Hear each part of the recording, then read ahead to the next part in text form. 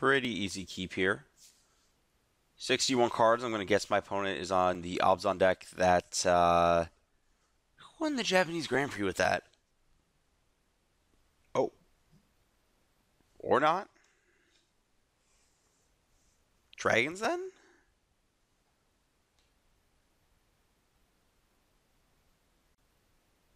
$61 card red deck with no one drop seems unlikely. Regardless, my lines do not change at all. Though it's worth noting that Chris Fennell made a big point in his tournament report about this deck that is a lot about playing around what your opponent has with this deck. Or like trying to deduce it based on their lines that they took. And that kind of dictates your threat deployment through the early to middle stages of the game.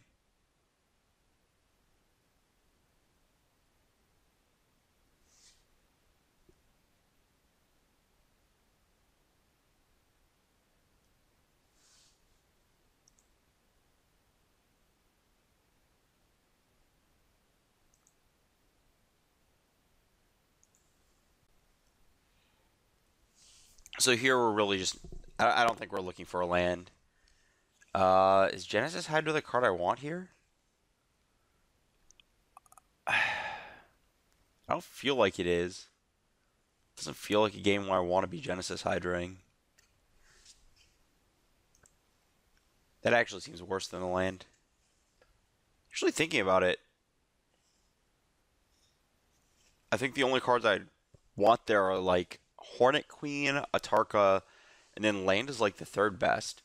I still have to play the Temple there so I can curve out 3 into 4. But yeah, not quite as locked in as it should be. So yeah, my opponent's probably the big mono red deck featuring Flamewake Phoenix and Thunderbreak Regent. Against which, the best plan is definitely just to play 5-5 into 4-4.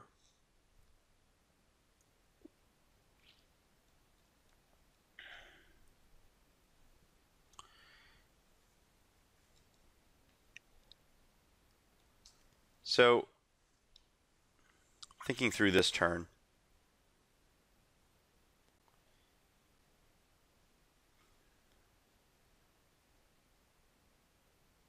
trying to figure out if there's a reason not to block. I'm going to pull up one of these red lists just to make sure that I'm not like forgetting something really simple.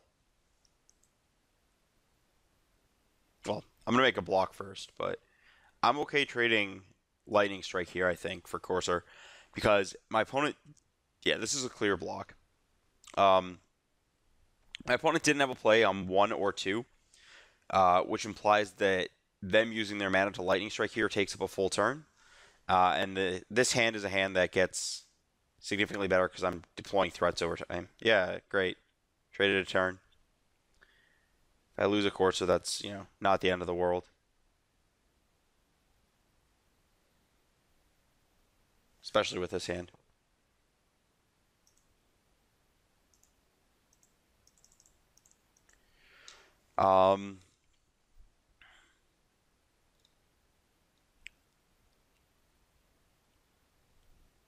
Yeah, I mean, I'm thinking like there is a chance that my opponent has a roast still, and they wanted to spend Lightning Strike and basically a fraction of a real card, which is the Hordling Outburst, and basically what's a non-card at this point of the game in the Lightning Strike to kill the Corsair. But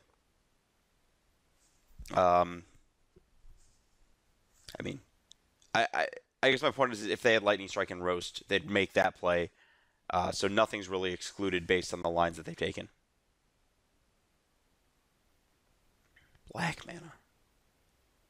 It's like a red deck that splashes Brutal Horde Chief?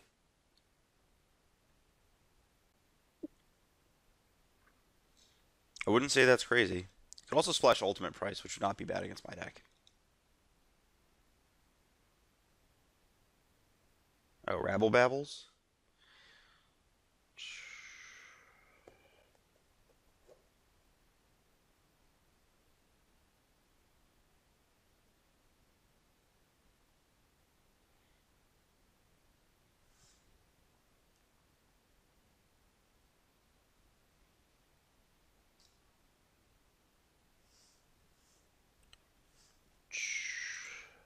Cha.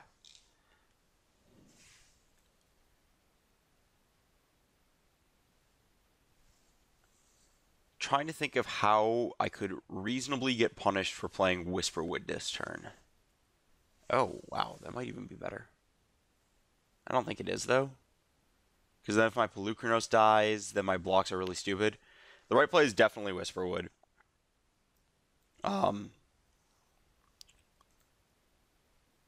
Though, so playing Whisperwood here. My opponent has a wild...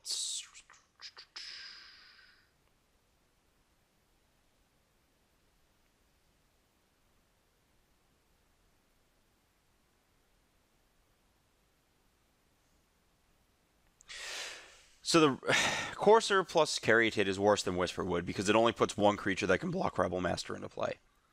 The question is, if I Monstrous Pelucranos for 2 and attack and put my opponent to 12, if that's better. Because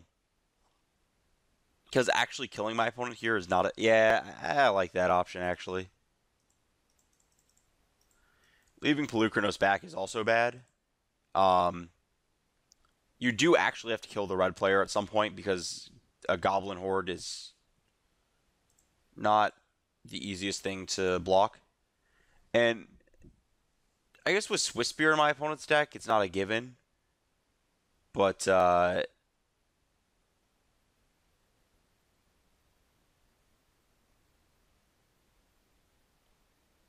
it's also, I guess, I have to remember these lists off the top of my head.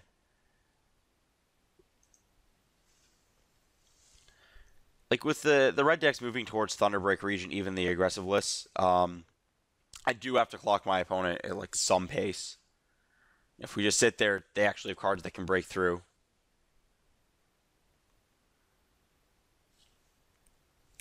Also at a reasonably high life total with a Courser still in hand.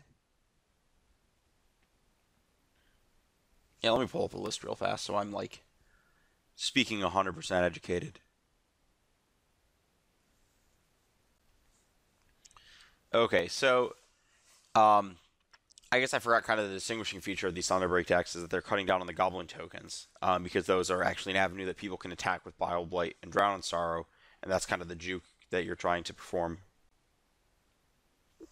Which is Trumpet Blast? Oh boy. That was unexpected.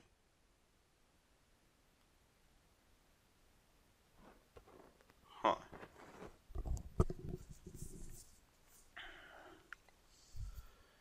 Well, 6 is 6 burn range. 6 relevant burn range.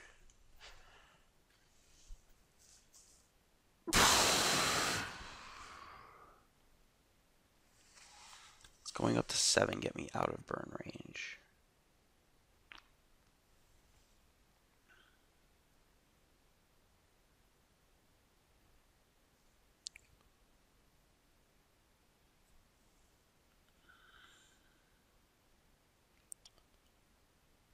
So my options are I can play Courser plus Caryatid, try to go up to 7, and aim to Atarka next turn and kill in 2, which I'm not the biggest fan of. I'm a much bigger fan of Whisperwood plus Manifest, attack for 7, and put my opponent into a real bind in terms of actually not dying.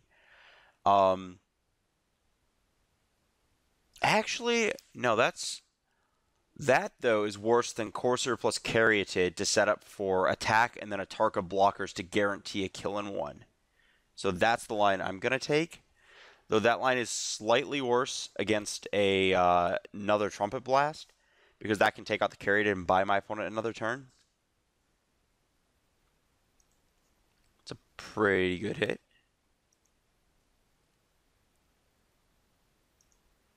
I'm going to do this now so that my opponent doesn't have an opportunity to potentially remove my Courser with, like, I don't know, ultimate price or something, so I don't gain the life.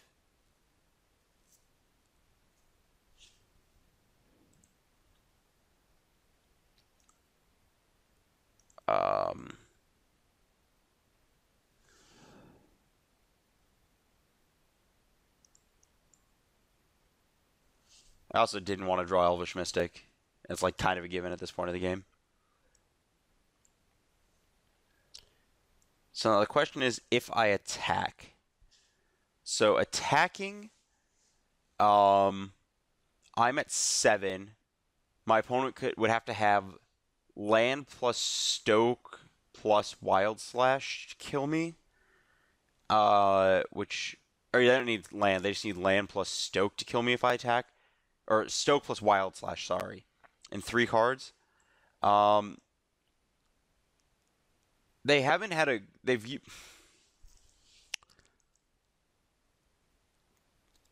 That's like a very possible combination of cards.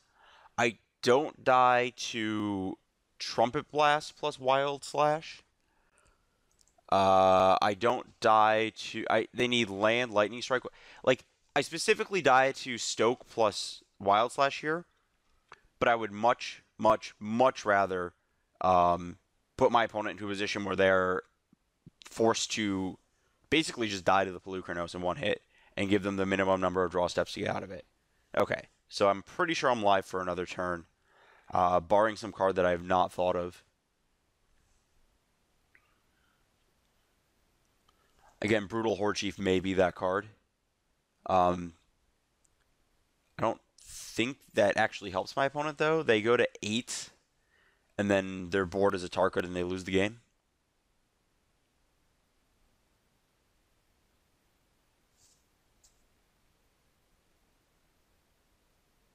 I mean, I'm blocking.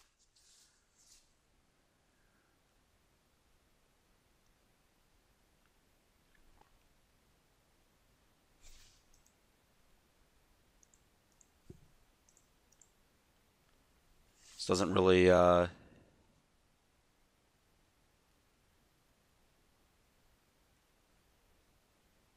guess double Lightning Strike, too, would do it.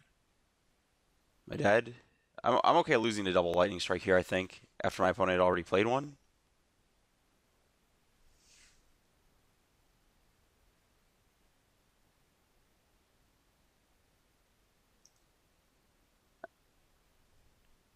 Just like make the attack, see if I'm getting slow rolled. Okay, that just worked. Okay.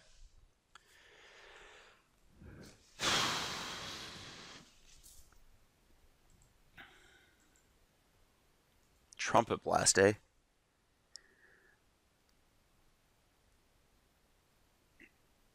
I think black is probably going to have Ultimate Price, Brutal Horde Chief, and Kolagon's Command as the cards to be worried about. So I definitely want Nylea's Disciple. I definitely want Hornet's Nest.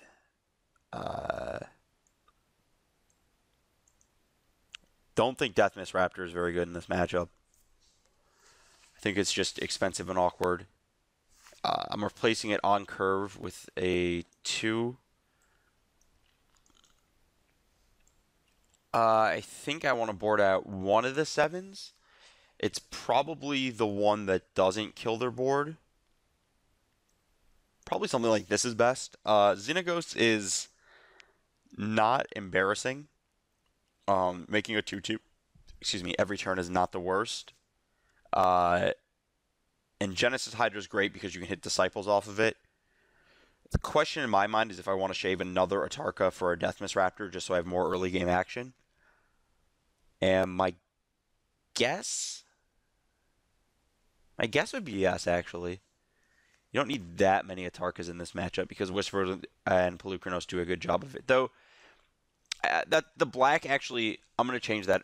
The black actually makes me worried that my opponent might be playing a little bigger than that with, again, Horde Chief and Ultimate Price specifically. So I would like another big threat in case my big threat dies. I don't think this hand is keepable. I have a Nylea's Disciple, though. I'm willing to try this to see how good that card is in this matchup. I mean, it's obviously great, but I don't know like how much weight it can carry.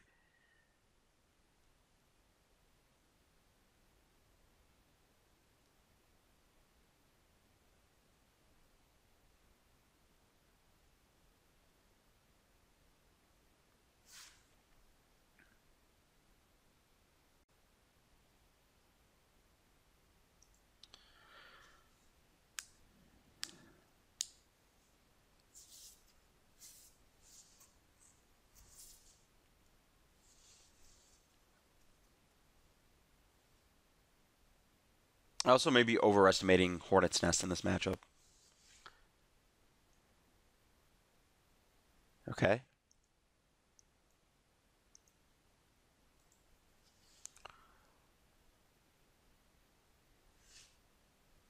I don't know why I was checking. I guess I was checking to see what step that was in because I assumed it would be a Titan strength or something silly. Hmm. Well, um, I'm not going to play the Foothills this turn. Uh, I actually so like there's the you technically want to draw a land, so it like very marginally changes your odds. But I'd be much like honestly the more realistic reason is that I could in theory draw like land, land, land, and never crack that Wooded Foothills and be up a life over the course of the game. Um, okay, that card does not get better in multiples in this matchup.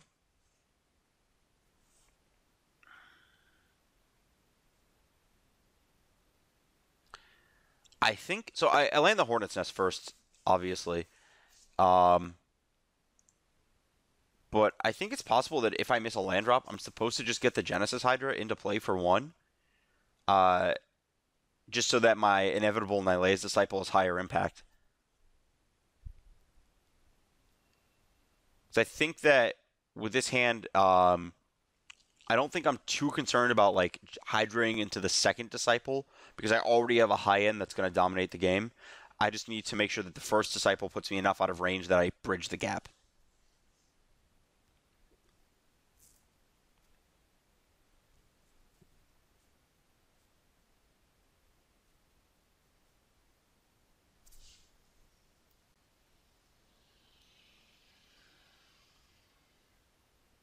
Well,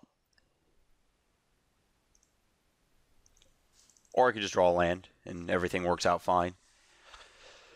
This is unfortunate for our opponent. Uh,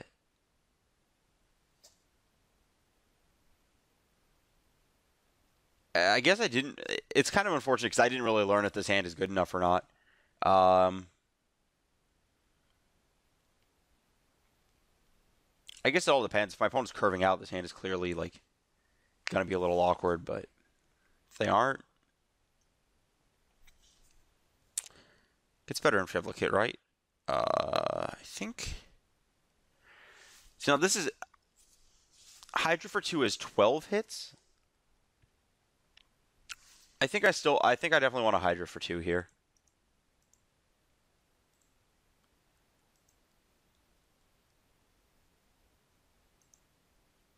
Would I have hit? I would have hit a Radical Mystic. That would have been very easy. Um, yeah, so talking about this Hydra for 2, I think that utilizing my cards to hit the most mana possible is really huge in that spot. When I'm looking at Whisperwood Elemental and Dragon Lord Atarka's in hand to cast. And again, I already have so many high drops to cast, because it's not actually like the second Atarka isn't, well, the second Atarka could be useful. More than likely, it's just going to hit them and they're going to lose the game. But the second Atarka actually, like, mops up, first Atarka kills their stuff, the second one mops up their attempt to recover. Um, but even with just one Atarka, I think it's actually just better to Genesis Hydra there.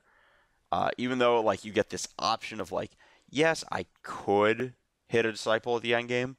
I think that getting the first Disciple for more matters.